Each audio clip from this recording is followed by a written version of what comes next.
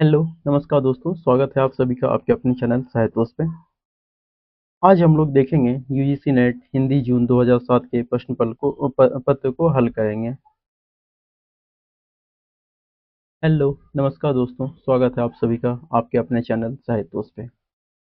आज हम लोग यूजीसी नेट हिंदी जून 2007 के प्रश्न पत्र को हल करेंगे, जो कि महत्वपूर्ण है। UGC net, GRF, TGT, PGT, GIC, GDC, Bihar TGT, PGT, state BPSC, assistant professor और तमाम भी जितने भी एग्जाम हैं उन सब हिंदी से रिलेटेड उन सभी के लिए महत्वपूर्ण है ये सारे प्रश्न। तो देखते हैं आज का पहला प्रश्न है, निम्नलिखित बोलियों में से कौन सी बोली उत्तर प्रदेश में नहीं बोली जाती है। ठीक है, इस बात पे विशेषकर ध्यान दीजिएगा, नहीं पे। ठीक है, और क्या बोल रहे हैं, उत्तर प्रदेश में नहीं बोली जाती है। तो पहला ऑप्शन है अवधी, ब्रज, मैथिली और खड़ी बोली। अवधी अवध वाले क्षेत्र में बोली जाती है, ब्रज मथुरा वाले क्षेत्र में बोली जाती है, खड़ी बोली ये नोएडा सबके साइड में बोली जाती है जो दिल्ली से सटे हुए हैं। तो इसका सही जवाब हो जाएगा मैथिली। मैथिली जो है ये बोली जाती है बिहार में, दरभंगा साइड में, बिहार में। ठीक है, चलिए हम लोग देख लेते हैं, इसका सही जवाब हो जाएगा मैथिली। देखिए, मैथिली जो है बिहार, चंपारण, मुजफ्फरपुर, मुंगेर, भागलपुर, दरभंगा, पूर्णिया इन सब क्षेत्र में मैथिली बोली जाती है। अवधी जो है उत्तर प्रदेश में फैजाबाद, अयोध्या, लखीमपुर खीरी, बहराइच, गोंडा, बाराबंकी, लखनऊ, सीतापुर, उन्नाव, सुल्तानपुर, रायबरेली, इलाहाबाद, जौनपुर, मिर्जापुर तथा प्रतापगढ़ इन सभी एरिया में क्या बोली जाती है, अवधी बोली जाती है। अब हम लोग देखते हैं ब्रजभाषा। ब्रजभाषा उत्तर प्रदेश में मथुरा के क्षेत्र में, आगरा के क्षेत्र में, अलीगढ़ में, बरेली में, बदायूं में, एटा, मैनपुरी, गुड़गांव, भरतपुर, करौली इन सभी क्षेत्र में बोली जाती है ब्रजभाषा। ठीक है, और खड़ी बोली का क्षेत्र देख लेते हैं। मेरठ हो गया, बिजनौर हो गया, रामपुर हो गया, मुरादाबाद हो गया, सहारनपुर हो गया, दिल्ली, गाजियाबाद और मिर्जापुर में क्या बोली जाती है, खड़ी बोली। चलिए अगले प्रश्न पे चलते हैं हम लोग। अगला प्रश्न है, हिंदी को राजभाषा के रूप में मान्यता कब मिली। पहला ऑप्शन है 26 जनवरी 1950 को, 14 सितंबर 1949 को, तीसरा ऑप्शन है 15 अगस्त 1947 को, 14 सितंबर 1955 को।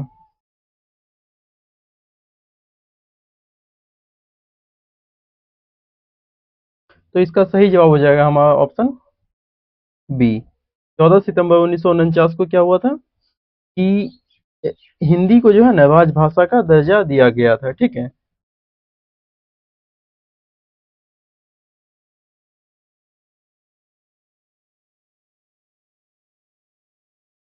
हिंदी को राजभाषा के रूप में 14 सितंबर 1949 को मान्यता मिली थी। इसी तिथि को संविधान में हिंदी को राजभाषा के रूप में अंगीकृत किया गया था। ठीक है, इस ध्यान दीजिए, अंगीकृत किया गया था। कब किया गया था, 14 सितंबर 1949 को। 14 सितंबर को ही प्रति वर्ष हिंदी दिवस मनाया जाता है। हिंदी दिवस कब मनाया जाता है, 14 सितंबर को। आप लोग कमेंट बॉक्स में बताइएगा कि विश्व हिंदी दिवस कब मनाया जाता है। चलते हैं हम लोग अगले प्रश्न पे।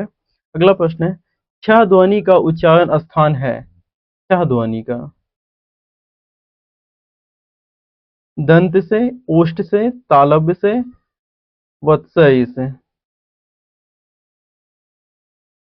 तो इसका सही जवाब हो जाएगा ऑप्शन सी। किससे किया जाता है, तालव्य से। तालु, जिसे तालु कहते हैं, तालु से जैसे जब भी आप च, छ, ज, झ, ञ बोलेंगे तो आपका जीभ जो है ना वो ऊपर में सटेगा, दांत से पहले जो होता है ना ऊपर में तालु, उसमें सटेगा। ठीक है, उसी को बोलते हैं तालव्य या तालु। ठीक है, और इसमें च, छ, च वर्ग के अलावा और भी आते हैं, ई, ई, य, तालव्य स और ज्ञ, ये भी आते हैं च, छ के अलावा। एक तो हो गया च वर्ग। ठीक है, च वर्ग के अलावा हो गया आपका ई ई तालव्य सा ज्ञ और य, ये भी आता है, ध्यान में रखिएगा। ठीक है, चलिए इसका सॉल्यूशन देख लेते हैं। इसका सही जवाब है ऑप्शन सी। देखिए, कंठ से बोला जाता है क ख ग घ अंघ अ आ और ह। तालव्य से बोला जाता है जिसे तालु बोलते हैं, च छ ज झ य। इसके बाद ई य स और ज्ञ। ठीक है, मूर्धन्य से बोला जाता है मूर्धन्य, इसको मृदा भी बोलते हैं, मूर्धा। ट ठ ड ढ ण। इसके बाद री और मूर्धन्य स। दंत से बोला जाता है त थ। जब भी आप त थ द ध को बोलेंगे तो आपका जो है ना दांत में सटेगा आपका जीभ। त थ द ध न, ल और स। ठीक है, अगला है ओष्ठ। ओष्ठ से बोला जाता है प फ ब भ म उ और ऊ। ठीक है, अन्य वर्ग देख लेते हैं हम लोग। अन्य वर्ग में है अंतस्थ व्यंजन। अंतस्थ व्यंजन में आते हैं य व ल और व। अंतस्थ व्यंजन, इसे याद रखिएगा, बहुत ही महत्वपूर्ण है। अंतस्थ व्यंजन, उष्म व्यंजन, ये दोनों ही बहुत ही महत्वपूर्ण है। उष्म व्यंजन में स और ह। ठीक है, और अर्धस्वर में य और व। जब भी आप य और व बोलेंगे आपको लगेगा कि आधा ही मतलब उच्चारण कर पाए, य व। अगले प्रश्न में चलते हैं हम लोग। अगला प्रश्न है, पुरानी हिंदी नामकरण किसने किया था?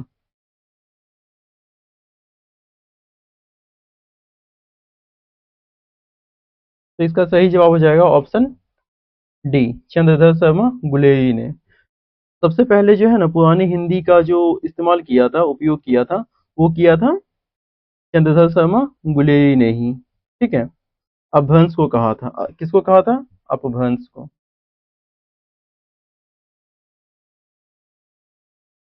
अपभ्रंश को सबसे पहले चंद्रधर शर्मा गुलेरी ने उत्तर अपभ्रंश को पुरानी हिंदी नाम दिया। आचार्य रामचंद्र शुक्ल ने इसे प्राकृताभास हिंदी कहा तथा भोला शंकर व्यास ने हिंदी के आरंभिक रूप को अभट्ट कहा। देखिए, चंद्रधर शर्मा गुलेरी ने क्या कहा? पुरानी हिंदी। ठीक है, आचार्य रामचंद्र शुक्ल ने प्राकृताभास हिंदी, और भोला शंकर व्यास ने, भोलानाथ तिवारी अलग है, भोला शंकर व्यास, इन्होंने कहा अभट्ट। ठीक है, अगले प्रश्न पे चलते हैं हम लोग। अगला प्रश्न है, किन रचनाकारों की भाषा को संध्या भाषा कहा गया है? पहला ऑप्शन है बौद्ध सिद्ध को, दूसरा है जैन मुनि को, तीसरा है संत कवि को, चौथा है रसिक परंपरा के कवि को। तो इसका सही जवाब हो जाएगा ऑप्शन ए, बौद्ध सिद्ध को। बौद्ध सिद्ध को क्या कहा गया है? इसकी भाषा को क्या कहा गया है? संध्या भाषा। ठीक है, बौद्ध सिद्ध के देख लेते हैं हम लोग। देखिए, बौद्ध सिद्धों की भाषा को संध्या भाषा कहा जाता है। यह नाम मुनिदत्त तथा अध्यय ब्रह्म ने दिया है। किसने दिया है संध्या भाषा नाम? मुनिदत्त और अध्यय ब्रह्म ने। ठीक है, हजारी प्रसाद शास्त्री ने, हरप्रसाद शास्त्री ने।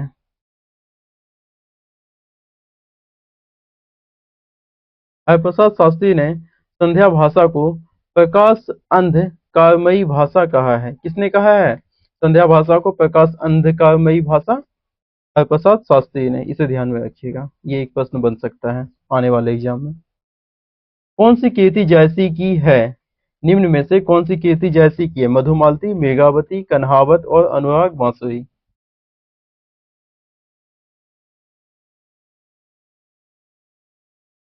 तो इसका सही जवाब हो जाएगा ऑप्शन सी, कन्हावत। ठीक है, आगे देख लेते हैं हम लोग। कन्हावत है मलिक मोहम्मद जैसी की, मेघावती है 1503 ईस्वी में कुतुबन की, मधुमालती है 1945 में 1545 में मंझन की, अनुराग बांसी है 1764 में नूर मोहम्मद की। बहुत ही महत्वपूर्ण रचना है, चारों याद रखिएगा। कन्हावत किसकी है? मलिक मोहम्मद जैसी की। मेघावती है 1503 में कुतुबन की।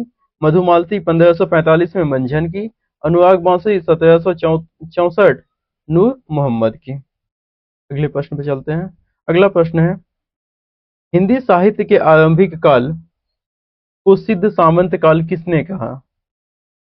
हिंदी साहित्य के आरंभिक काल को सिद्ध सामंत काल किसने कहा? सिद्ध सामंत काल, आरंभिक इन द सेंस आदिकाल।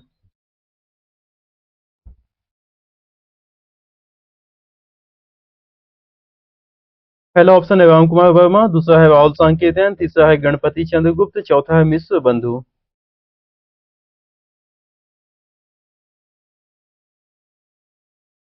तो इसका सही जवाब हो जाएगा ऑप्शन बी, राहुल सांकेतियन है। ठीक है,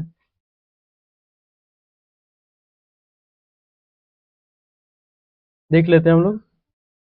हिंदी साहित्य के आरंभिक काल या आदि काल का नाम एवं नामकरण करता, देख लेते हैं। सिद्ध सामंत काल कहा, राहुल सांकेतियन ने। संधि एवं चारण काल कहा, राम कुमार वर्मा ने। आरंभिक उन्मेष काल किसने कहा? मिश्र बंधु ने। प्रारंभिक काल कहा गणपति चंद्रगुप्त ने। चारण काल कहा डॉक्टर गिरियर्सन ने। बीजपन काल कहा महावीर प्रसाद द्विवेदी ने। और भी देखते हैं। आदिकाल कहा आचार्य हजारी प्रसाद द्विवेदी ने। आधार काल कहा सुमन राजे ने। वीर काल कहा विश्वनाथ प्रसाद मिश्र ने। अपभ्रंश काल कहा धीरेन्द्र वर्मा ने। अंधकार काल कहा कपिल कुल श्रेष्ठ ने। संक्रमण या परिवर्तन काल कहा राम खिलावन पांडे ने। वीर गाथा काल कहा आचार्य रामचंद्र शुक्ल ने। ठीक है, आदिकाल को आदिकाल नाम सबसे पहले किसने दिया था? हजारी प्रसाद द्विवेदी ने। ठीक है, और रामचंद्र शुक्ल ने क्या कहा? वीर गाथा काल। और वीर काल किसने कहा? विश्वनाथ प्रसाद मिश्र ने। इन्हीं का, आचार्य रामचंद्र शुक्ल का ही अनुकरण इन्होंने किया, इन्हीं का नाम को लोका है इन्होंने, वीर काल विश्वनाथ प्रसाद मिश्र ने। ठीक है, अगले प्रश्न पे चलते हैं। अगला प्रश्न है, मध्वाचार्य किस संप्रदाय के संस्थापक हैं? मध्वाचार्य जो हैं वो किस संप्रदाय के संस्थापक हैं? तो इसका सही जवाब हो जाएगा ऑप्शन ए, द्वैत द्वैतवाद के। कौन से वाद के? द्वैतवाद के। ठीक है, देख लेते हैं हम लोग।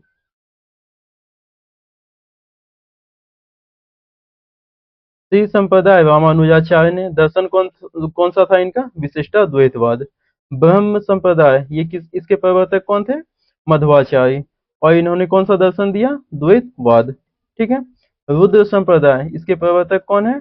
विष्णु स्वामी। और दर्शन कौन सा दिया इन्होंने? शुद्धा द्वैतवाद। सनकादिक संप्रदाय, इसके प्रवर्तक कौन है? निम्बार्काचार्य। दर्शन कौन सा दिया इन्होंने? द्वैतवाद। वैष्णव संप्रदाय, इसके प्रवर्तक हैं वल्लभाचार्य। इस और कौन सा दर्शन दिया इन्होंने? शुद्धाद्वैतवाद। श्री संप्रदाय रामानुजाचार्य। ब्रह्म संप्रदाय मध्वाचार्य। रुद्र संप्रदाय विष्णु स्वामी। सनकादिक संप्रदाय निम्बार्काचार्य। वैष्णव संप्रदाय वल्लभाचार्य। ठीक है, अब रामानुजाचार्य ने कौन सा दर्शन दिया? विशिष्टाद्वैतवाद को। मध्वाचार्य ने द्वैतवाद को। विष्णु स्वामी ने शुद्धाद्वैतवाद को। इसके बाद निम्बार्काचार्य ने द्वैतवाद को। और वल्लभाचार्य ने शुद्धाद्वैतवाद को। ठीक है, अगले प्रश्न में चलते हैं। अगला प्रश्न है, तुलसीदास की किस रचना का संबंध ज्योतिष से है? पहला ऑप्शन है रामलला नछू, दूसरा है जानकी मंगल, तीसरा है हनुमान बाहुक, और चौथा है रामज्ञा प्रश्नावली।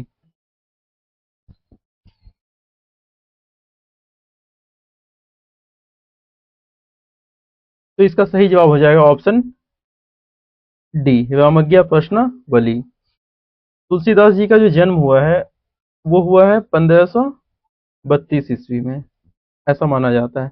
और निधन 1623 ईस्वी में। ठीक है, ये भक्ति काल में राम काव्य धारा। देखिए, भक्ति काल बेसिकली चार भागों में है। पहला है संत काव्य धारा, दूसरा है प्रेम मार्गी या सूफी काव्य धारा, तीसरा है राम काव्य धारा, और चौथा है कृष्ण काव्य धारा। तो राम काव्य धारा जो है उसके जो सबसे बड़े जो रचनाकार हैं वो है तुलसीदास। ठीक है, इसका व्याख्या देख लेते हैं हम लोग। रामलला नछु इसका जो विषय है वो है संस्कारों पर गीत अर्थात सोहर गीत, भगवान राम के जन्म से संबंधित है। ठीक है। जानकी मंगल, भगवान राम सीता के विवाह का वर्णन है इसमें। हनुमान बाहुक में बाहु पीड़ा से मुक्ति के लिए हनुमान जी की, देखिए कहा जाता है कि जब तुलसीदास जी एक बार उनको क्या हो गया था ना कि बाहु पीड़ा यानी बहुत ज्यादा हो गया था, तो उन्होंने उसको उससे मुक्ति पाने के लिए हनुमान बाहुक लिखा था। ठीक है। रामज्ञा प्रश्नावली यह एक ज्योतिष ग्रंथ है। ठीक है। रामज्ञा प्रश्नावली कैसी है? यह एक ज्योतिष ग्रंथ है। चलिए अगले प्रश्न पे चलते हैं। निम्नलिखित में से कौन से रीति सिद्ध कवि हैं? पहला ऑप्शन है देव, दूसरा है बिहारी, तीसरा है मतीराम, चौथा है पद्माकर।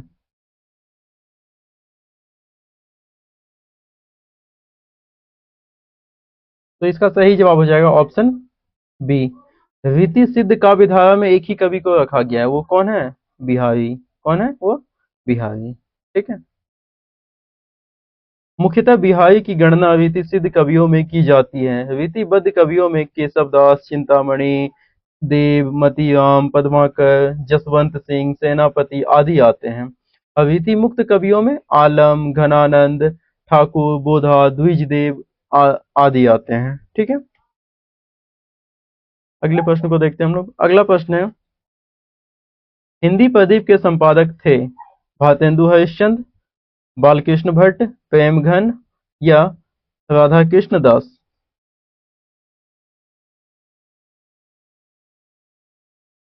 हिंदी प्रदीप एक पत्रिका है।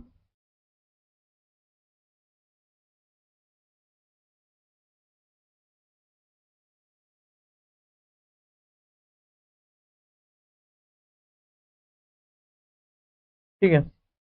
तो इसका सही जवाब हो जाएगा ऑप्शन बी, बालकृष्ण भट्ट। कब किया था? 1877 में। ठीक है। हम लोग देख लेते हैं।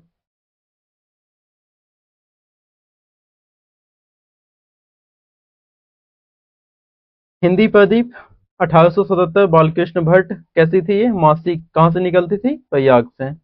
कवि वचन सुधा 1868 में। भारतेंदु हरिश्चंद्र की संपादक कौन थे? भारतेंदु हरिश्चंद्र।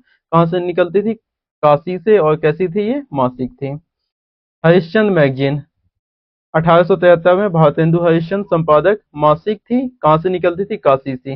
हरिश्चंद्र मैगजीन जो है ये 8 अंकों के बाद, 8 अंकों के बाद ये इसका नाम क्या हो गया? हरिश्चंद्र चंद्रिका। चंद्रिका हो गया 9वें अंक से। ठीक है। इस बात को विशेषकर ध्यान में रखिएगा। बाला बोधनी 1874 में। भारतेंदु हरिश्चंद्र संपादक थे। कैसी थी ये? मासिक। कहाँ से निकलती थी? काशी से। आनंद कादम्बनी 1881 में। अच्छा हाँ, बाला बोधनी के विषय में एक ध्यान में रखिएगा बात कि ये स्त्री शिक्षा के लिए निकाला गया पत्रिका था। स्त्री शिक्षा के लिए। ठीक है। आनंद कादम्बनी 1881, बद्री नारायण चौधरी, प्रेमघन, मासिक मिर्जापुर से। अगला है नागरी नियत 1893, बद्री नारायण चौधरी प्रेमघन है इसके संपादक। और बद्री नारायण चौधरी प्रेमघन का दो हो गया, एक तो आनंद कादम्बनी, दूसरा है नागरी नियत। आनंद कादम्बनी 1881 कहाँ से निकलता था? मिर्जापुर से। और ये भी कहाँ से? नागरी नियत भी मिर्जापुर से। दोनों किसकी है? प्रेमघन की। ठीक है। पहला है 1881 में, दूसरा है 1893 में। सरस्वती 1900 ईस्वी में। इसके संपादक प्रथम कौन थे? चिंतामणि घोष। संस्थापक भी वही थे, संपादक भी पहले वही थे। फिर 1903 ईस्वी में, 1903 में कौन बने? महावीर प्रसाद द्विवेदी। कब तक रहे वो? द्विवेदी कब तक रहे? 1920 ईस्वी तक। ठीक है। और ये कहाँ से निकलती थी? काशी से। कैसी थी ये? मासिक। राधा कृष्ण दास सरस्वती पत्रिका के संपादन मंडल के सदस्य थे। राधा कृष्ण दास किसके मंडल थे? सरस्वती पत्रिका के संपादन मंडल के शुरुआती दौर में। सरस्वती पहले काशी से प्रकाशित होती थी, बाद में इलाहाबाद से प्रकाशित होने लगी। इस तथ्य को ध्यान में रखिएगा। ठीक है। अगले प्रश्न पे चलते हैं। अगला प्रश्न है, शेर सिंह का शस्त्र समर्पण के रचनाकार कौन है? शेर सिंह का शस्त्र समर्पण के रचनाकार कौन है? पहला है निराला, दूसरा दिनकर, तीसरा है सुभद्रा कुमारी चौहान, चौथा है जयशंकर प्रसाद।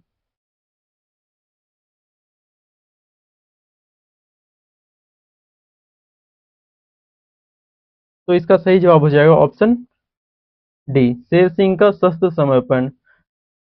ये किसकी रचना है?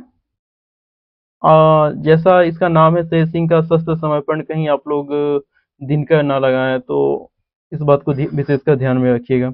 ये किसकी रचना है? जयशंकर प्रसाद की। ठीक है,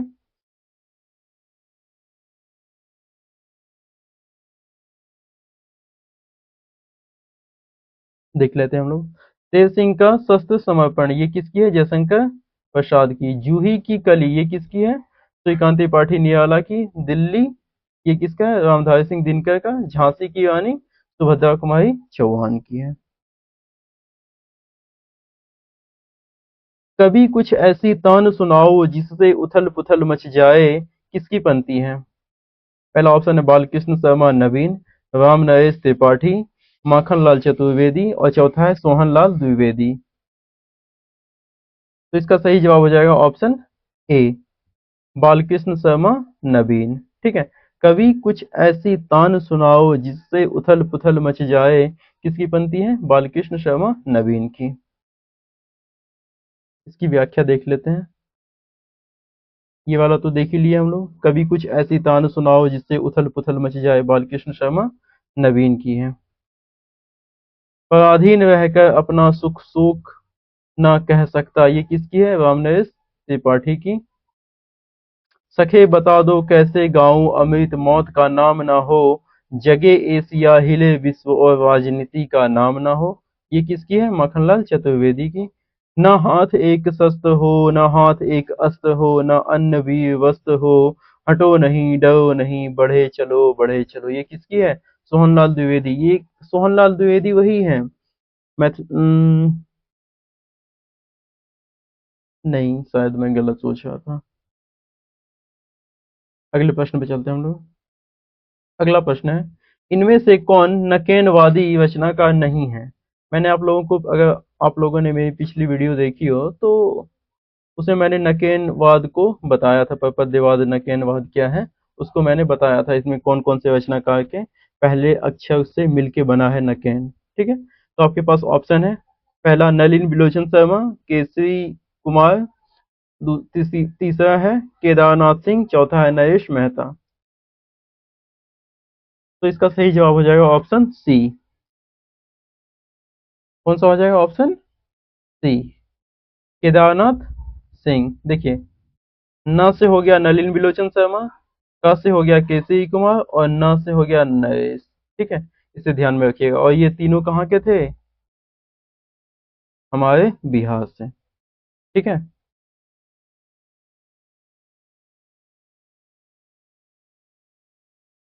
देख लेते हैं हम लोग।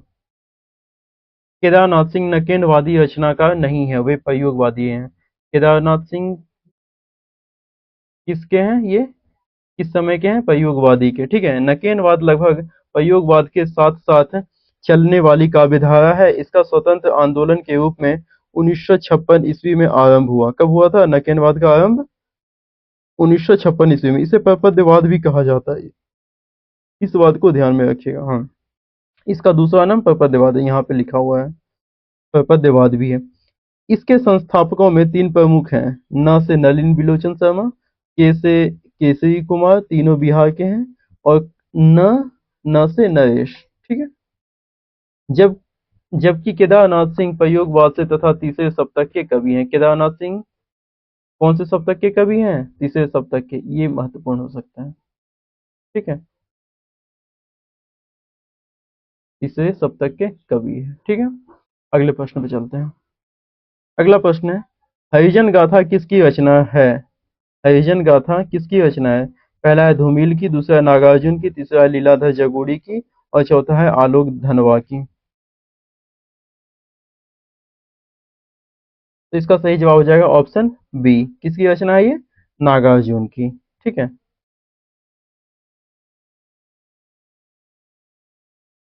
हरिजन गाथा नागार्जुन की रचना है। ईश्वर की अध्यक्षता में लीलाधर जगुड़ी की है। दुनिया रोज बनती है, ये किसकी है? आलोक धनवा की। और मोचीराम किसकी है? सुदामा पांडे धूमिल। ये सारे प्रसिद्ध रचना है, इसलिए यहाँ पे है।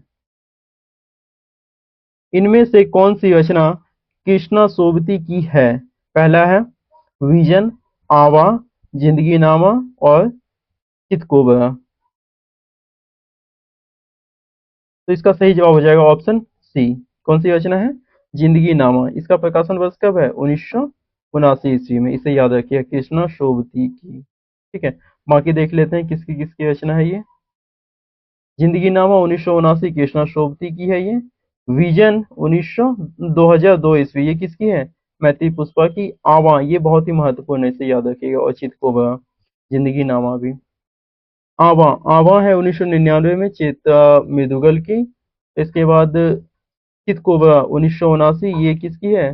मृदुला गर्ग की। चितकोबरा 1979, ये किसकी है? मृदुला गर्ग की। आवा 1999 चित्रा मुदगल की। विजन 2002 मैत्री पुष्पा की। जिंदगी नामा 1979 कृष्णा सोबती की। अगला प्रश्न है, ताजमहल का टेंडर किसका नाटक है? ताजमहल का टेंडर किसका नाटक है? पहला ऑप्शन है अजय शुक्ला का, स्वदेश दीपक का। तीसरा है सुशील कुमार सिंह का। और चौथा है विभू कुमार का। तो इसका सही जवाब हो जाएगा ऑप्शन ए, अजय शुक्ला का। ठीक है, इसका प्रकाशन वर्ष कब है? ताजमहल का टेंडर का प्रकाशन वर्ष 1999 ईस्वी। ठीक है, देख लेते हैं हम लोग। ताजमहल का टेंडर 1999 ईस्वी, अजय शुक्ला। कोर्ट मार्शल 1991 ईस्वी, स्वदेश दीपक। सिंहासन खाली का 1974, सुशील कुमार सिंह। कहें ईसा सुने मूसा 1994, विभू शर्मा।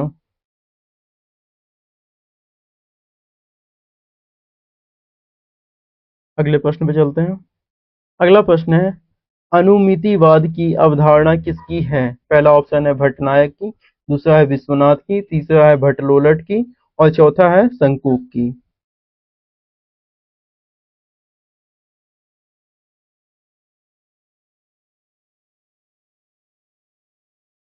तो इसका सही जवाब हो जाएगा ऑप्शन डी, शंकुक की। ये किसकी रचना है? शंकुक की।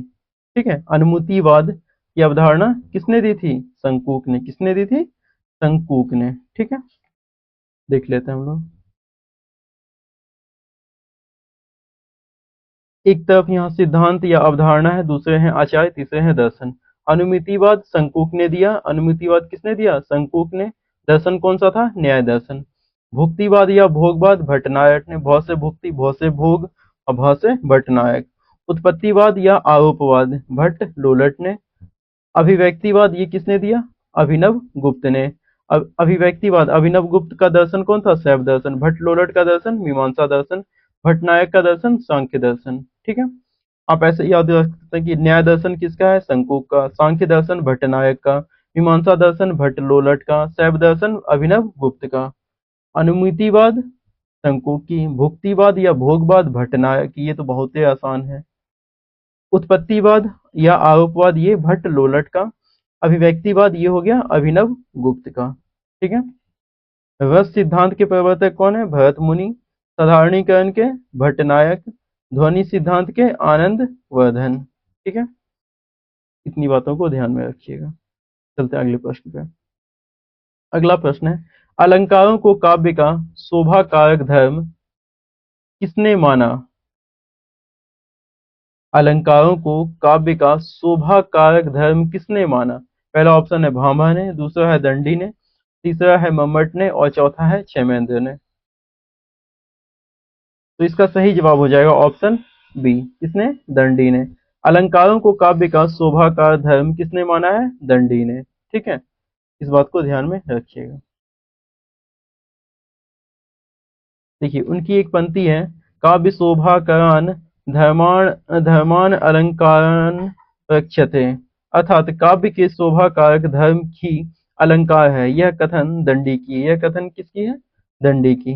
अलंकार संप्रदाय के प्रतिष्ठापक कौन है? भामा। अलंकार संप्रदाय के प्रतिष्ठापक भामा। अलंक अनलंकीते पुनः काव्य कथन किसका है? मम्मट का। औचित्य संप्रदाय के प्रतिष्ठापक कौन है? क्षेमेंद्र। ठीक है, अगले प्रश्न पे चलते हैं। अगला प्रश्न है, भक्ति को रस रूप में प्रतिष्ठित करने वाले आचार्य हैं? मधुसूदन सरस्वती, जीव गोस्वामी, वल्लभाचार्य, रूप गोस्वामी। भक्ति को रस रूप में प्रतिष्ठित करने वाले आचार्य हैं मधुसूदन सरस्वती, दूसरे हैं जीव गोस्वामी, तीसरे हैं वल्लभाचार्य और चौथे हैं रूप गोस्वामी। तो इसका सही जवाब हो जाएगा ऑप्शन डी। कौन? रूप गोस्वामी। भक्ति को रस रूप में प्रतिष्ठित करने वाले कौन आचार्य हैं? रूप गोस्वामी। देखिए, भक्ति को रस रूप में प्रतिष्ठित करने वाले आचार्य रूप गोस्वामी हैं। उन्होंने अपने ग्रंथ हरि भक्ति रसामृत सिंधु, कौन सी ग्रंथ है उनकी? हरि भक्ति रसामृत सिंधु में मुख्य और गौण दो प्रकार के भक्ति रस माने हैं। कैसे कैसे भक्ति माने हैं? मुख्य और गौण, मुख्य और गौण। ठीक है। रूप गोस्वामी के अनुसार भक्ति परम रस रूपा है। भक्ति कैसा है? परम रस रूपा। अगले प्रश्न में चलते हैं। निम्नलिखित रचनाओं का सही अनुक्रम क्या है? पहला है कीर्तिलता, दूसरा है रामचरितमानस, तीसरा है रसिक प्रिया, चौथा है प्रिय प्रवास। इसके बाद दूसरा ऑप्शन है प्रिय प्रवास, रसिक प्रिया, रामचरितमानस, कीर्तिलता। तीसरा है रामचरितमानस, प्रिय प्रवास, कीर्तिलता, रसिक प्रिया। चौथा है रसिक प्रिया, प्रिय प्रवास, कीर्तिलता, रामचरितमानस।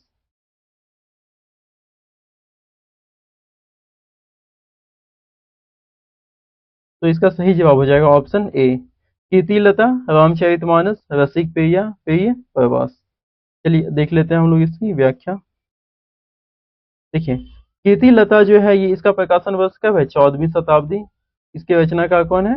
विद्यापति। रामचरितमानस 1574 ईस्वी। इसके ग्रंथकार कौन है?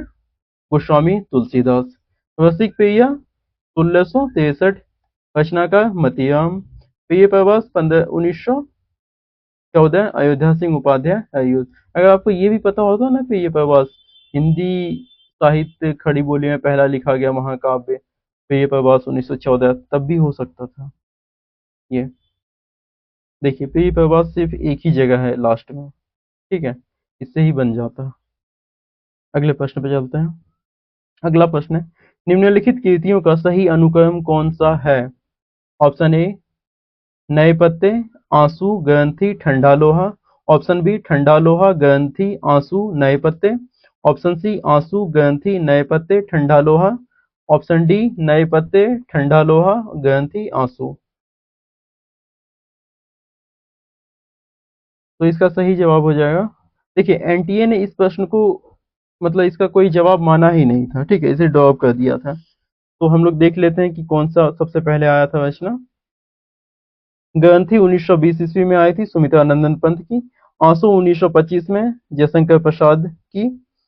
नए पत्ते 1946 में श्रीकांत त्रिपाठी निराला की। ठंडा लोहा 1952 में धर्मवीर भारती की। ठीक है, जयशंकर प्रसाद के आंसू 1925 ईस्वी में कितने छंदों का भी वर्णन प्रदान किया गया? 133। ठीक है, इसे हिंदी का मेघदूत कहा जाता है। मेघदूत किसकी रचना है? कालिदास की, संस्कृत के।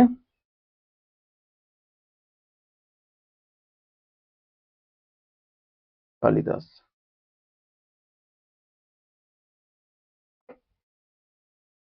और आंसू का रचना काल कब है? 1925।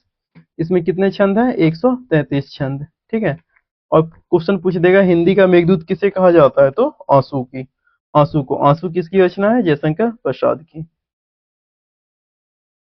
अगले प्रश्न पे चलते हैं। निम्नलिखित उपन्यासों का सही अनुक्रम क्या है? ऑप्शन ए में है झूठा सच, राग दरबारी, चंद्रकांता, गोदान। ऑप्शन बी चंद्रकांता, गोदान, झूठा सच, राग दरबारी। ऑप्शन सी गोदान, राग दरबारी, झूठा सच, चंद्रकांता। ऑप्शन डी राग दरबारी, झूठा सच, चंद्रकांता, गोदान।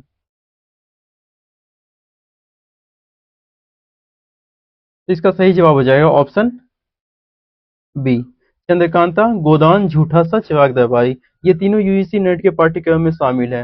अगर आप ध्यान कर पा रहे हैं तो राग दरबारी का समय है 1968 ईस्वी, 1968 ईस्वी। झूठा सच 1958-60 में, दो भाग में है। गोदान 1936 में, ठीक है। और चंद्रकांता, इसका समय जो है वो कब है, 1888 ईस्वी, ठीक है। देख लेते हैं चंद्रकांता का जो समय है 1888 ईस्वी। किसकी रचना है ये, देवकी नंदन खत्री की। गोदान 1936 ईस्वी। किसकी रचना है, प्रेमचंद की। झूठा सच भाग 1 1958 में, भाग 2 1960 में। किसकी रचना है ये, यशपाल की। राग दरबारी 1968 ईस्वी। किसकी रचना है ये, श्रीलाल शुक्ल की। अगला प्रश्न है, निम्नलिखित नाटकों का सही अनुक्रम क्या है। पहला ऑप्शन है राम की लड़ाई, धूप स्वामिनी, आधे अधूरे, विद्या सुंदर। ऑप्शन बी धूप स्वामिनी, आधे अधूरे, राम की लड़ाई, विद्या सुंदर।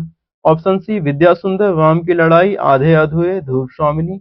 ऑप्शन डी विद्या सुंदर, धूप स्वामिनी, आधे अधूरे, राम की लड़ाई।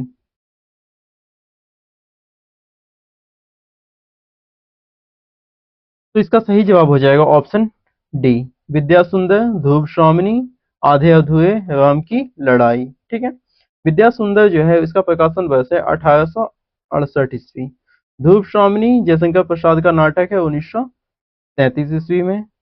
आधे अधूरे 1969 ईस्वी, मोहन राकेश का नाटक है। राम की लड़ाई 1979 ईस्वी। ये किसकी रचना है, लक्ष्मी नारायण लाल की, ठीक है। देख लेते हैं हम लोग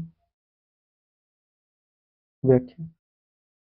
विद्या सुंदर 1868, भारतेंदु हरिश्चंद्र। किसकी रचना है ये, भारतेंदु हरिश्चंद्र की। धूप स्वामिनी 1933, जयशंकर प्रसाद की। आधे अधूरे 1969, मोहन राकेश की। राम की लड़ाई 1979, लक्ष्मी नारायण लाल की। अगले प्रश्न पे चलते हैं हम लोग। अगला प्रश्न है, निम्नलिखित पत्रिकाओं का सही अनुक्रम कौन सा है। ऑप्शन ए पूर्वग्रह, कथादेश, मतवाला, हिंदुस्तान।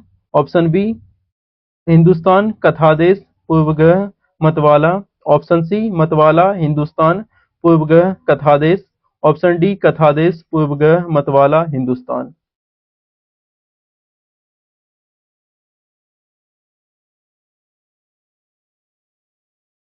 तो इसका सही जवाब हो जाएगा ऑप्शन सी, मतवाला, हिंदुस्तान, पूर्वग्रह, कथादेश।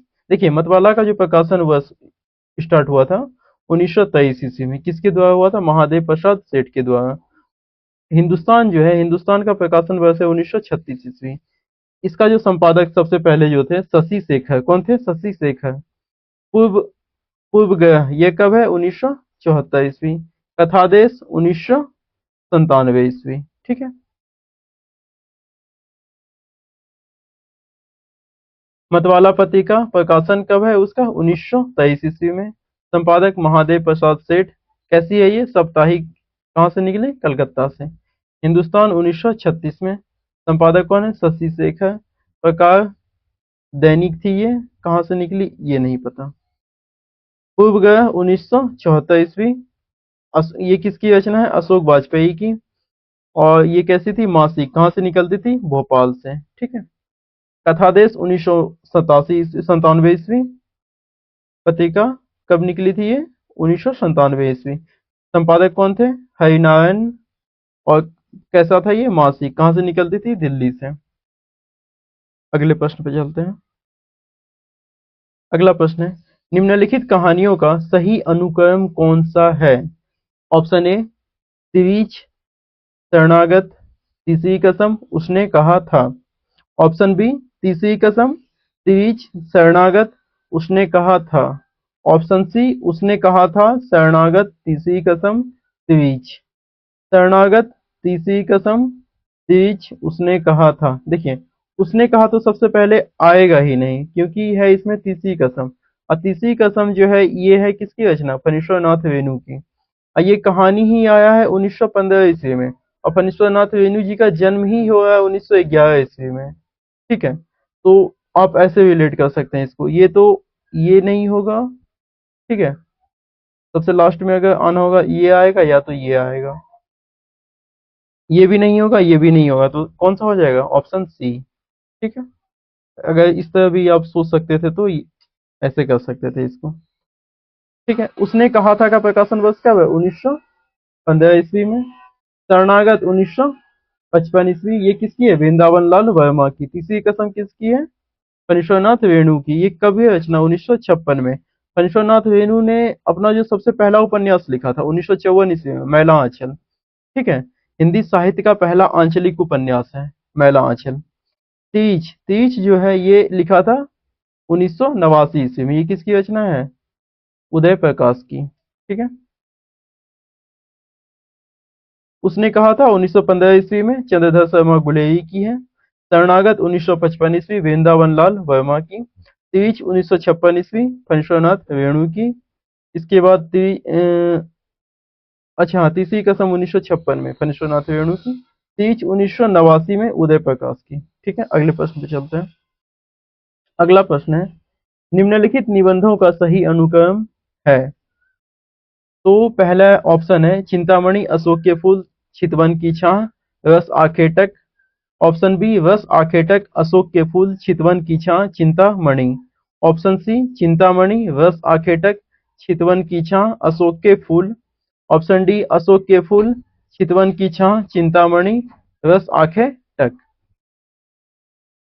तो इसका सही जवाब हो जाएगा ऑप्शन ए, चिंतामणि, अशोक के फूल, चितवन की छाह, रस आखेटक। देखिए, चिंतामणि ये किसकी रचना है? आचार्य रामचंद्र शुक्ल। ठीक है, एक स्तूपीय आचार्य।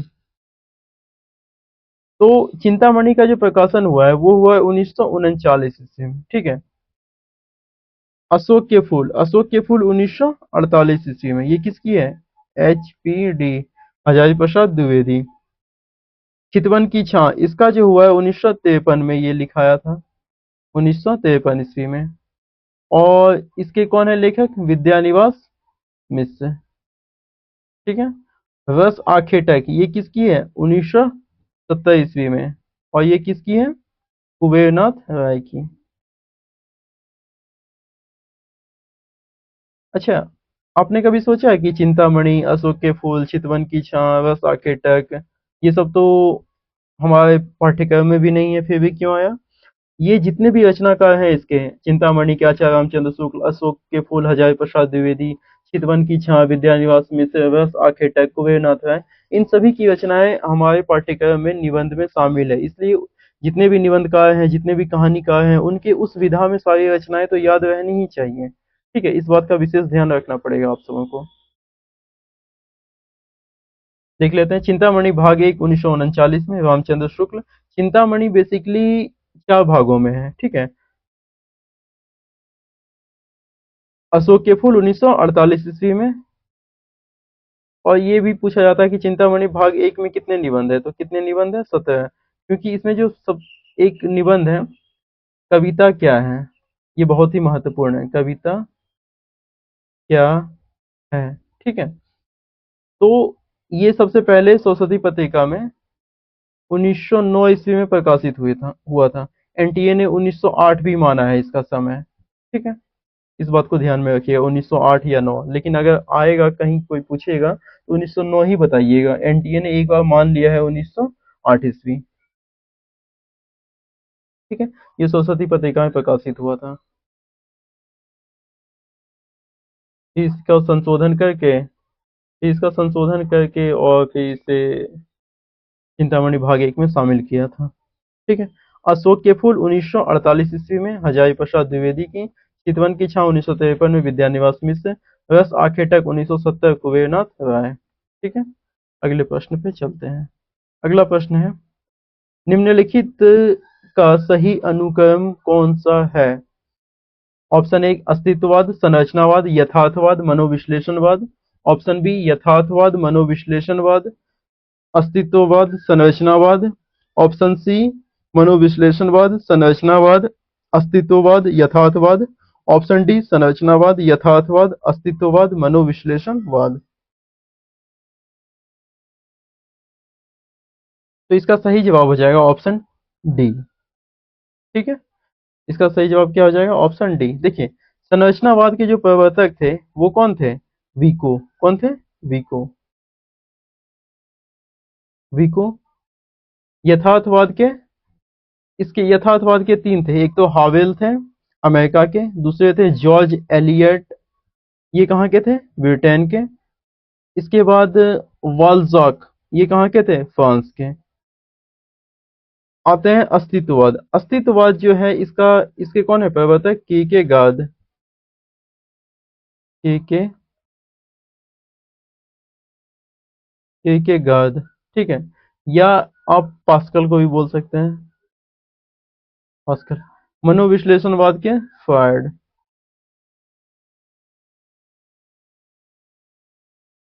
ठीक है, अगले प्रश्न पे चलते हैं। अगला प्रश्न है मिलान करने वाला।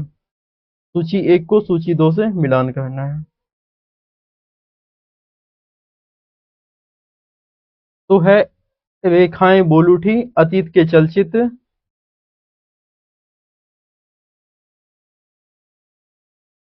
चलिए अगले प्रश्न को देखते हैं हम लोग। अगला प्रश्न है मिलान करने वाला प्रश्न है। रेखाएं बोल उठी अतीत के चलचित्र, जिंदगी मुस्कुराई, मील का पत्थर। और सूची दो में है महादेवी वर्मा, राम वृक्ष बेनीपुरी, देवेंद्र सत्यार्थी, श्रीलाल शुक्ल, कन्हैया लाल मिश्र, प्रभाकर। आपको मिलान करना है कि कौन सा किसमें मेल खाएगा। नीचे कोड दिया हुआ है। तो इसका सही जवाब हो जाएगा ऑप्शन डी। देखिए, रेखाएं बोल उठी ये किसकी रचना है? देवेंद्र सत्यार्थी की। अतीत के चलचित्र ये किसकी रचना है? महादेवी वर्मा की। जिंदगी मुस्कुराई ये किसकी रचना है? कन्हैया लाल मिश्र प्रभाकर की। मील का पत्थर ये किसकी रचना है? रामकृष्ण रामवृक्ष बेनी पुरी की। ठीक है,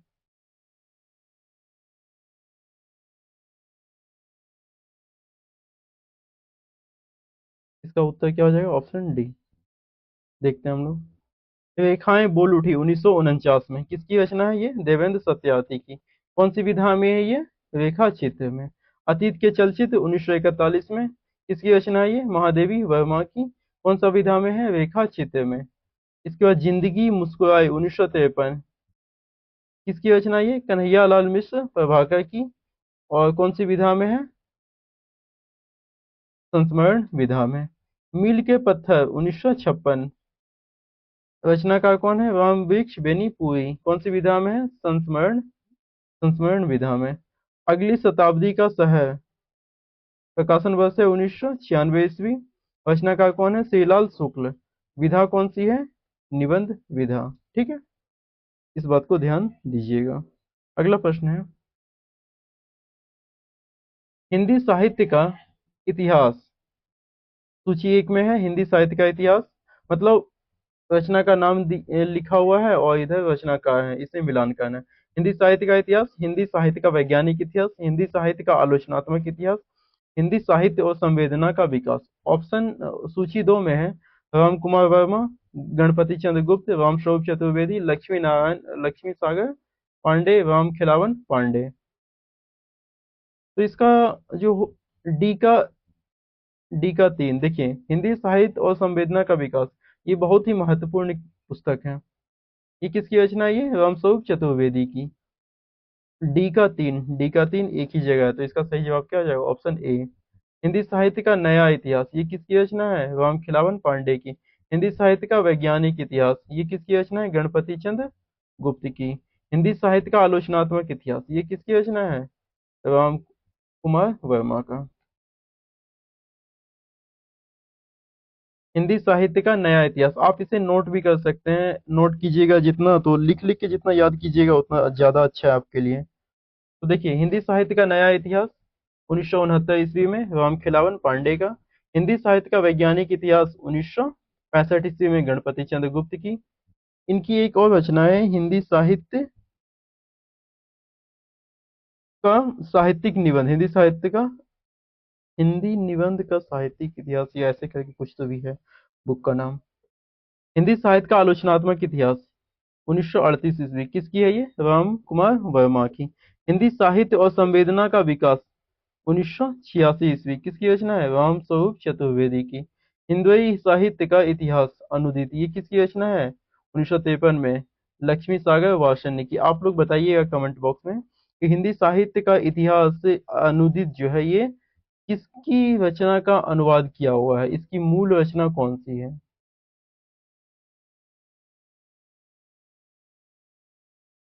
रचना, ठीक है, आप लोग बताइएगा। अगले प्रश्न पे चलते हैं। अगला प्रश्न है, सूची एक को सूची दो से मिलान करना है, ठीक है।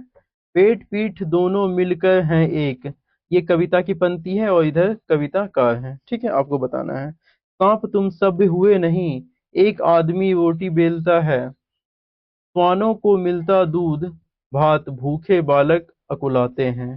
ठीक है, मतलब कुत्तों को जो है वो दूध भात मिलता है, और जो भूखे बालक हैं उसे, वो भूख से क्या होते हैं, वो भौंक रहे हैं, ठीक है। पेट पीठ मिल दोनों हुए एक, ठीक है।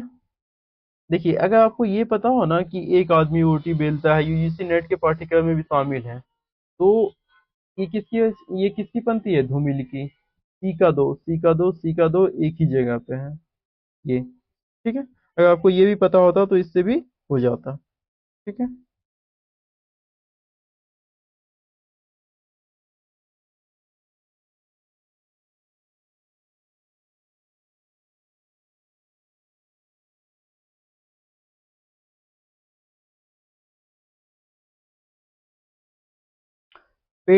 हाँ, तो इसका सही जवाब क्या हो जाएगा? ऑप्शन सी, ठीक है। देखिए, पेट पीठ मिल दोनों हुए एक, ये किसकी है? निराला की। सांप तुम सभ्य नहीं हुए, ये किसकी है? अज्ञे की। स्वानों को मिलता दूध भात, भूखे बालक अकुलाते, ये किसकी पंक्ति है? ये किसकी पंक्ति है? दिनकर की। पेट पीठ दोनों मिलकर हैं एक, ये किसकी पंक्ति है? निराला की। सांप तुम सब नहीं हुए, ये किसकी है? अज्ञे की। एक आदमी रोटी बेलता है, ये किसकी है? धूमिल की। स्वानों को मिलता दूध भात, भूखे बालक अकुलाते हैं, ये किसकी पंक्ति है? दिनकर की। घून खाए सहतियों पर बारह बारह खड़ी, विधाता बाँचे, ये किसकी है? नागार्जुन की। सूची एक को सूची दो से मिलान करना है। अति सूधो स्नेह को मार्ग, ये पंक्ति है, काव्य पंक्ति, और इसके इधर है रचनाकार या लेखक। साजी चतुरंग वीर रंग में तुरंग चढ़ी, ये आपको थोड़ा सा वीर गाथात्मक नहीं लग रहा था? और हिंदी साहित्य में वीर गाथात्मक के पहले कवि कौन से हैं, बताइए? गुल गली गिल में गलीचा है, गुनीजन है, ये किसकी पंक्ति है? आगे के कवि जी हैं तो कविता ही ना तो सूची दो में है पद्माकर, बिहारी दास, और तीसरे पे हैं भूषण, चौथे पे हैं बोधा, और पांचवे पे घनानंद।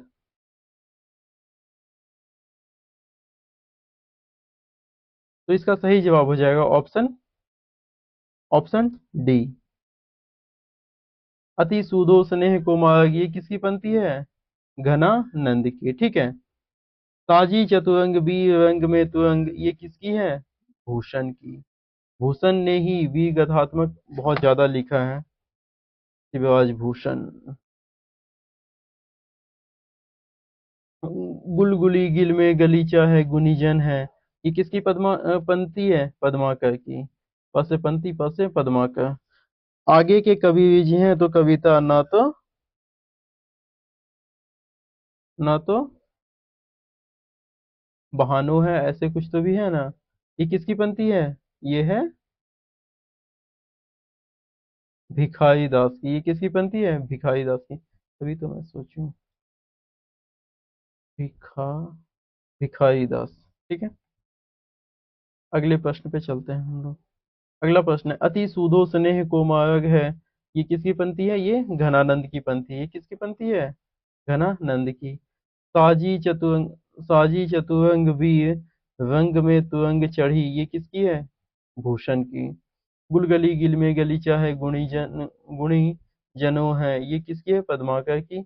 आगे के कवि ही विजय हैं तो कविताएं ना तो राधिका कन्हाई, सुमिरन को बहानो है, ये किसकी है? बिहारी की। अगले प्रश्न पे चलते हैं हम लोग। अगला प्रश्न है, इन रचनाकारों को उनकी काव्य भाषा के साथ सुमेलित कीजिए। सूची एक में है रचना और सूची दो में है वो किस भाषा में है, ठीक है। विजय पालवासो, चैया गीत, केती लता, खुशबू की पहेलियां, ठीक है। अगर आपको पता हो ना कि कीर्ति लता ये किसकी पंक्ति है? विद्यापति की। ये किसकी है? विद्यापति। विद्यापति कहाँ के थे? बिहार के। बिहार के, ठीक है। और इन्हें क्या कहा जाता है? मैथिल कोकिला कहा जाता है। क्या कहा जाता है? मैथिल कोकिला। और आप लोगों को अगर ध्यान हो तो मैंने बताया विद्यापति ने अबहट, किसकी? अबहट भाषा में लिखा है, कीर्ति लता और कीर्ति पताका। तो सी का चार, सी का चार कहीं है क्या? सी का चार एक जगह यहाँ है, एक जगह यहाँ। ये तो होगा नहीं, ये तो होगा नहीं, यानी बी गया और डी भी गया, बचा ए और सी, ठीक है। अब देखिए इसका डी का भी एक है और डी इसका भी डी का एक है। तो खुशबू की पहेलियां ये किस भाषा में है? हिंदी में। खड़ी बोली में थोड़ा बहुत मिलता जुलता है, ठीक है। इसके बाद कीर्ति लता तो हो गया अबहट में। चैया गीत और पृथ्वीराज रासो। देखिए मैथिली में तो लिखा ही नहीं गया है, ठीक है। मैथिली में अगर हो सकता था तो वो तो है ही नहीं। और परमाल विजय पाल वासु, विजय पाल वासु की जहां तक बात है वो किस भाषा में है? अपभ्रंश भाषा में। और चैया गीत वो किस में है? संध्या भाषा में, ठीक है। तो इसका सही जवाब हो जाएगा ऑप्शन सी।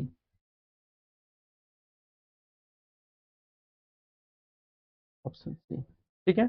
अगले प्रश्न पे चलते हैं हम लोग। अगला प्रश्न है,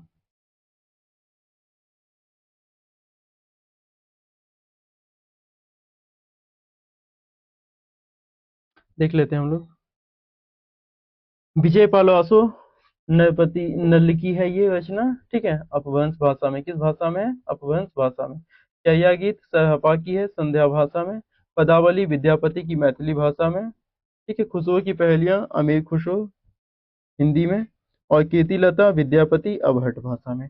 नोट, चैया गीत जो है यहाँ पे मैंने नोट दे के लिखा हुआ है। चैया गीत कोश सरहपा की रचना है तथा चैया पद सवर्पा की रचना है। देखिए चैया गीत कोश, चर्या गीत कोश, ठीक है। और यहाँ पे है चर्या पद, ठीक है। चर्या गीत कोश जो है ये किसकी रचना है?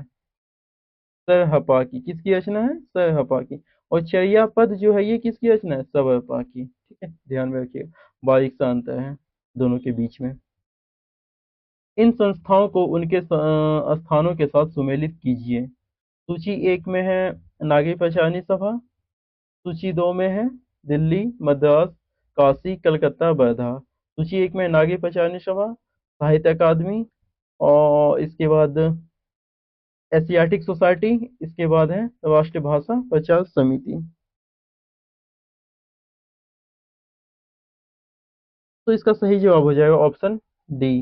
देखिए नागी पंचानी सभा ये कहाँ है? काशी में। साहित्य अकादमी ये कहाँ है? दिल्ली में। एशियाटिक सोसाइटी ये कहाँ है? कलकत्ता में। और राष्ट्रीय भाषा प्रचार समिति ये कहाँ पे है? वर्धा में, ठीक है। इस बात को ध्यान में रखिएगा। अगले प्रश्न पे चलते हैं। नागी पंचानी सभा 1893 से कहाँ पे? काशी में। साहित्य अकादमी 1954 दिल्ली में। एशियाटिक सोसाइटी 1984 होगा, 1984 कलकत्ता में, ठीक है। राष्ट्रीय भाषा प्रचार समिति 1936 वर्धा। दक्षिण भारत हिंदी प्रचार सभा 1918 मद्रास, ठीक है। चलिए अगले प्रश्न पे चलते हैं हम लोग। आज का ये हमारा अंतिम प्रश्न है। इन नाटकों को उनके इन नाटकों को उनके रचनाकारों के साथ सुमेलित कीजिए। सूची एक में है नाटककार, नाटक, और सूची दो में है नाटककार। सूची एक में है पहला कोमल कोमल गांधा, दूसरे हैं मुक्ति का रहस्य, तीसरा है कर्पूर और चौथा है माधवी। ये सब नाटक है। कोमल गंधा, मुक्ति का रहस्य, कर्पूर, माधवी। अब है नाटककार। भीष्म साहनी, सुरेंद्र वर्मा, लक्ष्मी नारायण मिश्र, शंकर शेष, लक्ष्मी नारायण लाल। एक है लक्ष्मी नारायण मिश्र और दूसरे हैं लक्ष्मी नारायण लाल। तो इसका सही जवाब हो जाएगा ऑप्शन ए। कौन सा हो जाएगा? Option A. कोमल गांधार, शंकर शेष, मुक्ति का रहस्य, लक्ष्मी नारायण मिश्र, कर्पूर, ये किसकी रचना है? लक्ष्मी नारायण लाल की। माधवी, माधवी ये किसकी रचना है? भीष्म साहनी की। ठीक है, देख लेते हैं हम लोग।